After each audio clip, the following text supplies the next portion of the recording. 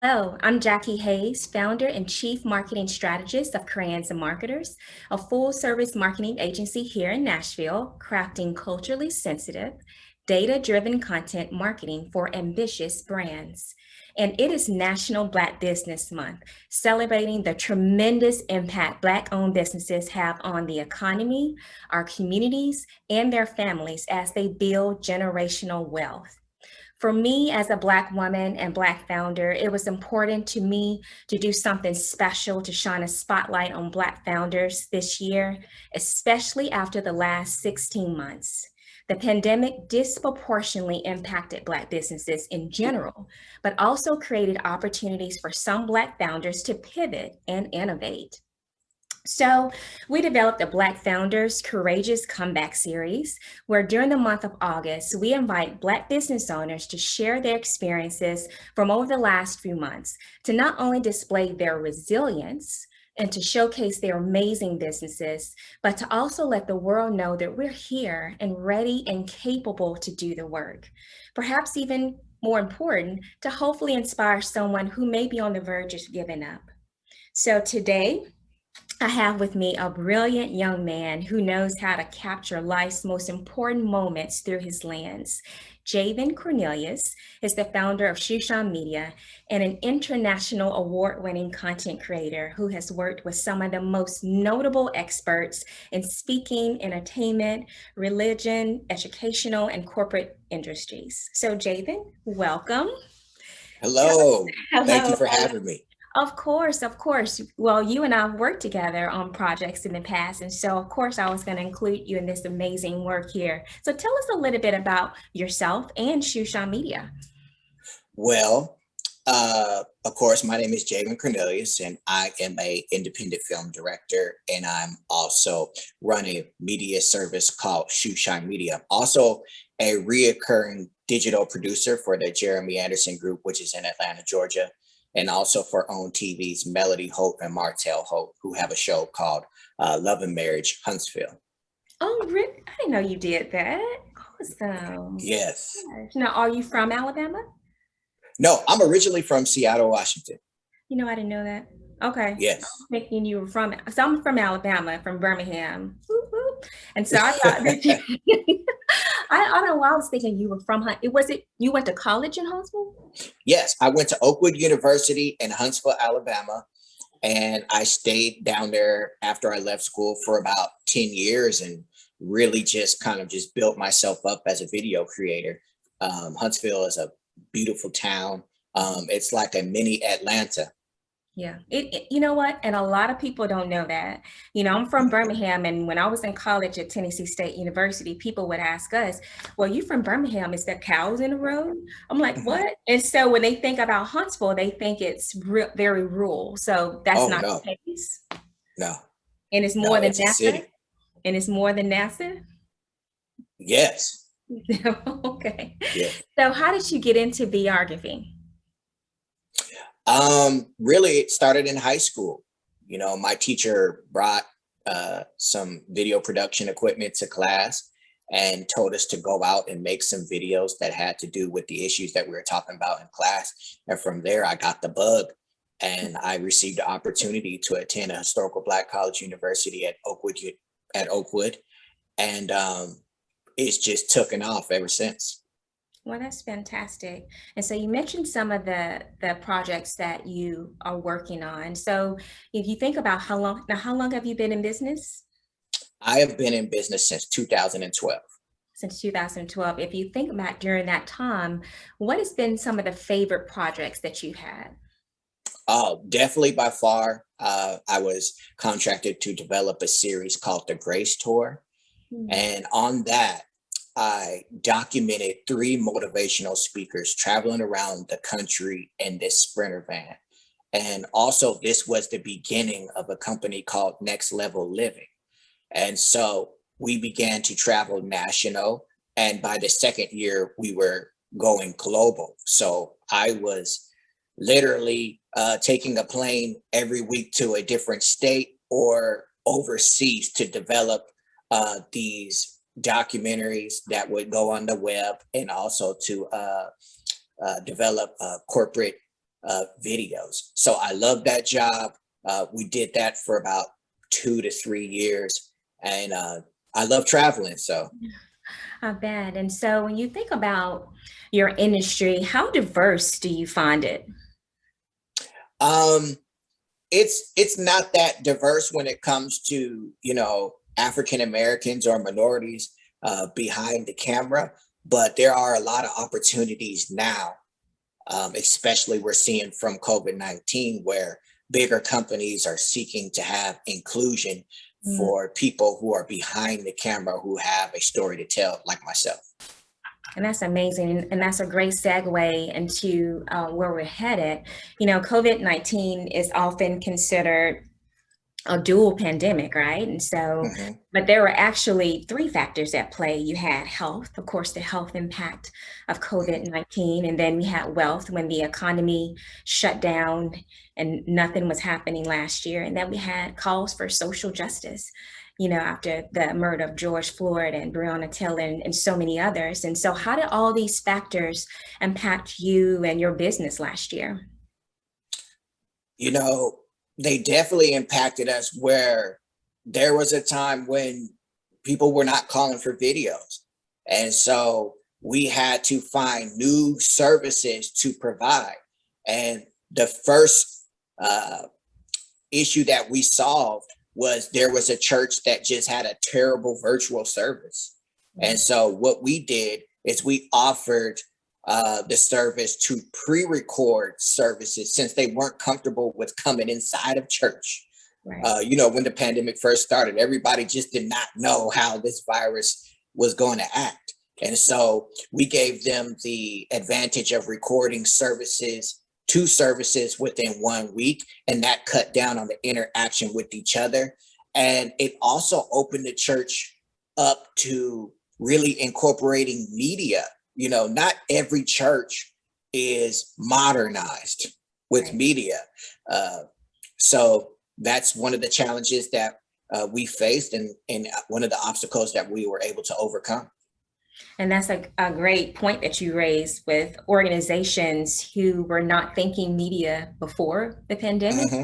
You know, and so they say that the pandemic has really just kind of fast tracked or accelerated trends that were happening slowly anyway. And so even when you look at marketing, you know, we encourage clients to incorporate more video, but they're a little bit, you know, that's stepping out in video is a lot. Yes. We're in this moment because I'm even stretching myself. But for churches, a lot of churches conducted all of their services virtual last year. And not everybody was ready to make that turn. It's a huge step. But now, even post-pandemic, if we can ever get out of this thing, is a lot of these companies and organizations are probably going to retain that media angle and offer, hybrid moving forward. And thinking about the conference space, have you been working with any conferences? Because I know a lot of conferences were canceled last year, but this year they're tiptoeing back into it by either doing virtual, and which a lot of the content is pre-recorded, or they're doing hybrid. Is that an opportunity that you've been able to get into? Yes. There are a lot of people who are preparing to record virtual conferences, pre-record. And there are a lot of conferences that are focused on live. If you're a production company, you have to integrate the live bundle within your service if you want to stay current, because now we're seeing a lot of people who have a live strategy. And so we went from you need video to you need also a live strategy. Strategy. Yeah. Let's talk about that, because not only are we uplifting Black businesses during this series, but we're also talking about the marketing pivots. So Mhm. dig a little bit more into why organizations need to think about having a live strategy, and what is it? You know, we are new to the live strategy, Mhm. and we are still figuring it out, like how to use it to help. Yeah. And Yeah. so I could not answer that question. But think about it. You just think about what it says, strategy. That's basically having a plan of action Mhm. for your live component. Again, you can't just flip the switch and say, hey, yo, we live. It doesn't work that way. Yes. And then you need to also, when you're thinking about strategy, you have to build in contingencies because things happen with technology. It just it just does. And so you need to have that contingency in place. If A goes wrong, we're going to flip the switch on B so that happens, because Hmm. there's no do-over in lives. And Hmm. so part of that live strategy, if this is what we're going to do, this is how we're going to do it, this is who's going to be handling A, B, and C behind the scenes. And these are our contingencies. And I think sometimes people don't plan for the contingencies. And then when they happen, because this is technology and it does, then we're scrambling. And Hmm. so that's when it comes to live strategy. I don't, and I'm not in this space. Well, from a marketing standpoint, we do live events and we produce different things as well. But we're all learning. And that's the beautiful thing about where we are right now. This has been very hard from a health perspective and economic and things like that. But it has also provided opportunities for us all to stretch ourselves and learn new ways of doing things, because consumers expect more. They just expect more. They want to work with brands who are innovative, who are doing something different and fresh. And so this is a great opportunity for us all to learn more. So it's okay that you didn't have a 100% answer on that, because, because we're all learning. I learned something. I say if you stop learning, then that's a bad place to be in, because there's always something to learn. Hmm. So with Hmm. that said, and in addition to still figuring out the definition of live strategy and those things like that, what has been the most significant challenge that Shoeshine Media or any of the other endeavors that you've had over the last few months has faced as a result of the pandemic and just the ensuing economic slowdown? I would say, the biggest challenge is just, whew, you got me on that one. I'm gonna have to edit this one. There really hasn't been, And there it's really, okay not to have a challenge. We didn't slow down. We yeah. did not slow down as much as we could have last year. We were, clients were fighting invisibility last year, and we have retail clients, and they Hmm. were an essential business. So we were quite busy last year. We were very, very blessed, and that is, we were blessed Hmm. to be very busy. So we did not have that. But what we found our challenge was not having staff. So we had to staff up, which was scary because we didn't know what was going to happen. And so you just Hmm. staff up and like, well, can I keep them after I staff up? And so that was our challenge. So it doesn't have to necessarily mean that it wasn't the business. It could have been other challenges. If you think about Hmm. it, does that help a little bit? Yeah. So if I could just rewind, um, we really weren't. We did. Uh, I would say you said your question. So I'm just gonna do it over, and I'm gonna volunteer to edit this. No worries. This is an organic conversation, and we want people to know that, hey, even videographers are human. Not everything, Oh no, please no, no, no. Okay. and not Uh, everything is edited. I would say, we didn't face any challenges. We stayed busy. Okay.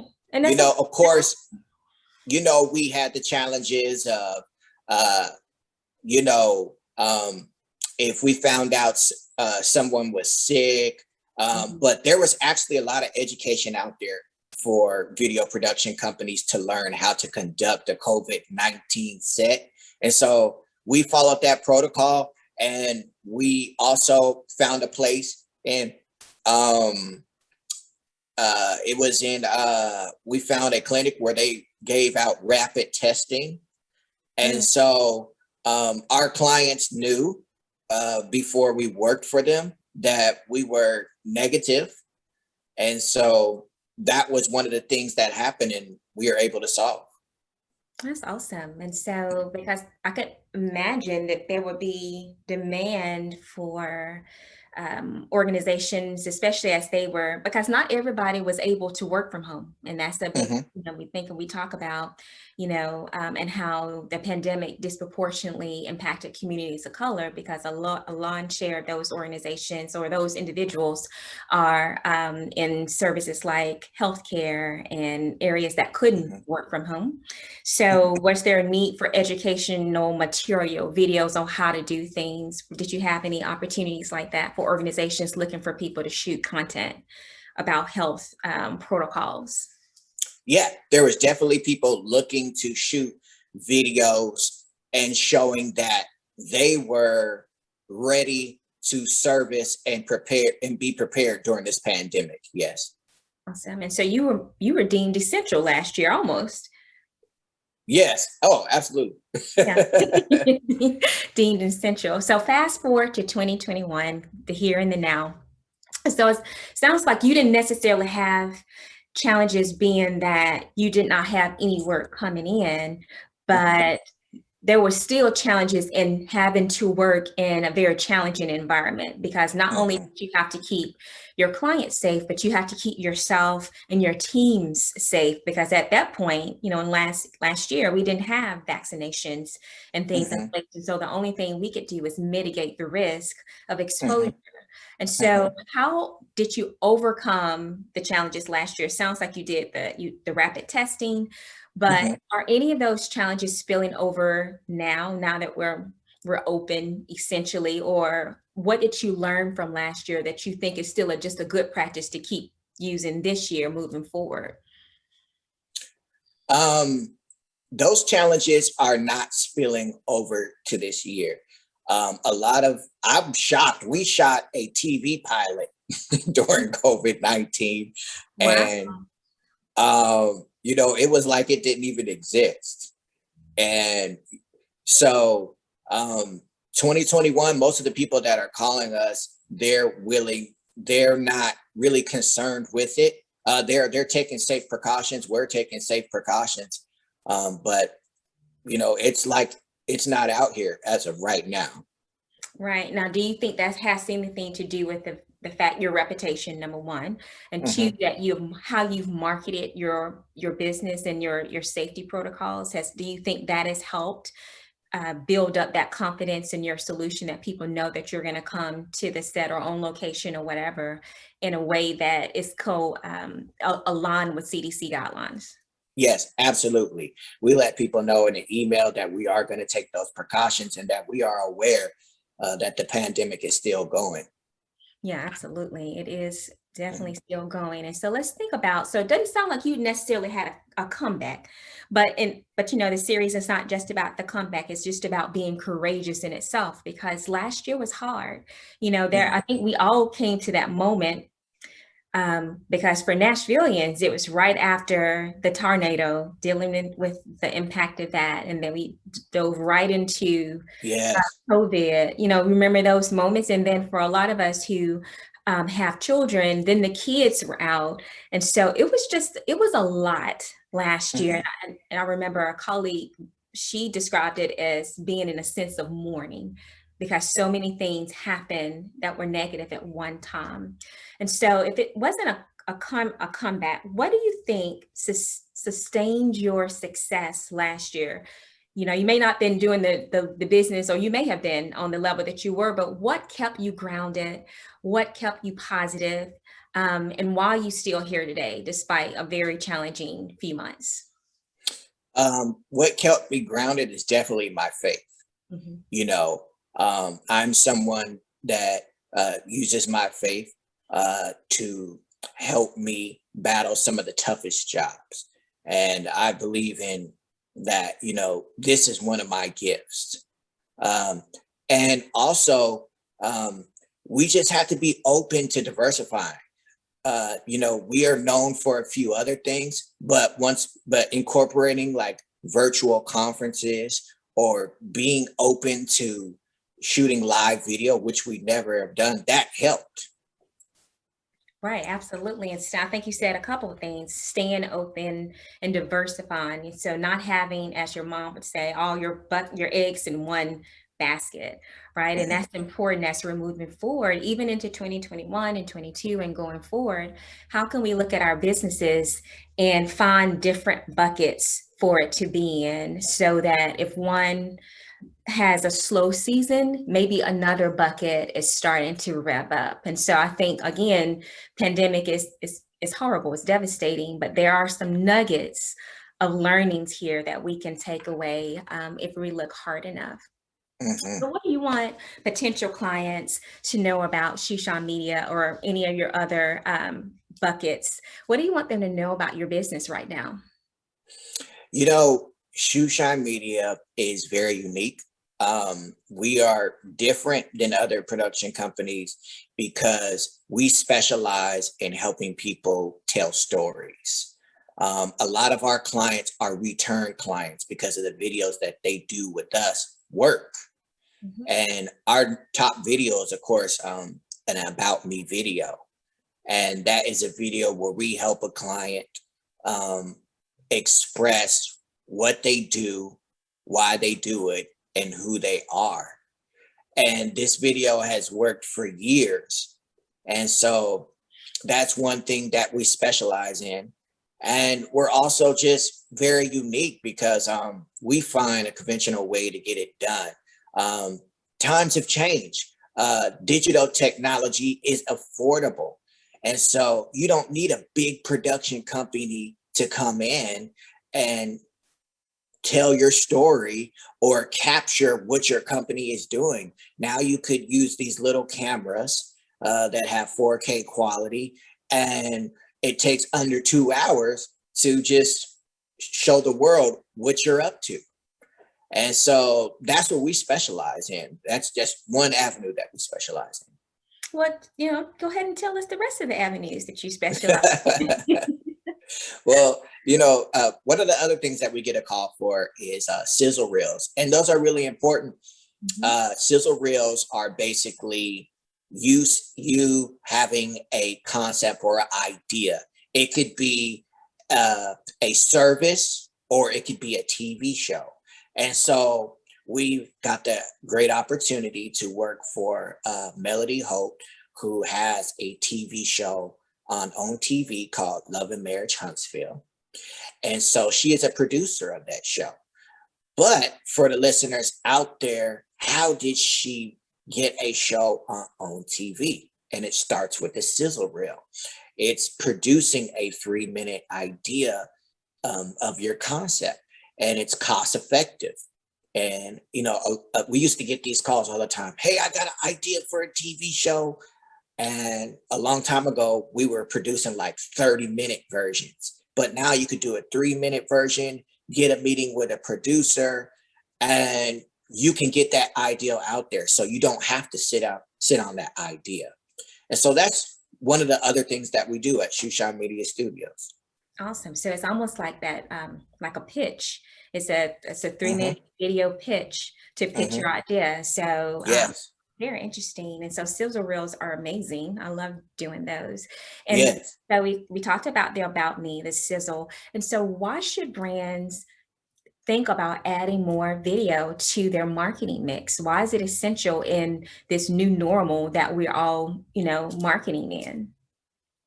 Everybody is at home. Everybody is staring at their phone. It's as simple as that. Why not get in front of thousands of people? It's cost effective. Yeah. And it is a lot easier now. And I think, with the rise of social media platforms, like, of course, Snapchat's been doing it for a while, but then TikTok, and even thinking about YouTube. I mean, young Generation Z, if you're trying to reach their target audience, that's how they get their TV. I mean, my 14-year-old, I hadn't seen her watch a regular TV program in some months. And so she gets all of her TV on YouTube. And if you look at the data, it just bears out that people are consuming more content, more video content online. And so if you have video as part of your strategy and you can have those well-placed videos, it just makes sense, right? Absolutely. So now when it comes to marketing, video marketing, I think people get a little bit intimidated by the potential cost. And so you don't have to give me your price list here, but ranges, what do you see as normal? for video? So what should people plan for at least? It starts as low as $750 into the thousands. It's affordable to make a video about yourself, and it's very affordable to make a video about your company.